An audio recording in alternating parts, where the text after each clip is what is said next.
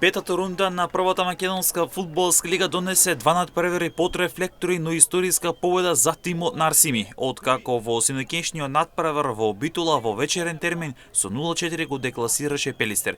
Битолчани го одигра својот прв домашен надпревар на стадион Петар Милошевски, но публиката замина разочарана.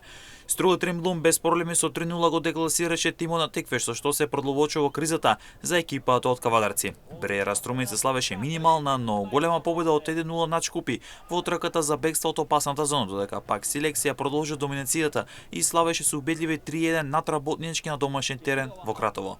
Вардар со голот на Мерагич го реши дуелот под рефлектори со Македон Ѓорче Петров, славејќи со минимални 1-0, а пак Шкендија на домашен терен беше подобро од Башкими со резултат од 2-1. Во однос на прволигашката табела, екипата на Селекција на врвот со максимални 15 бодови, а толку има и Струја која е втора. Вардар е трет со 13 бодови, а пак шампионот Шкендија на четвртата позиција со 10 бодови, но има и надпревар помалку. Башкими на петата позиција со 7 бодови, Пелистер е шести со 6 бодови, а пак Арсими се проби до седмото место со 5 бодови на своето конто, колку што има и Бреера Струмица.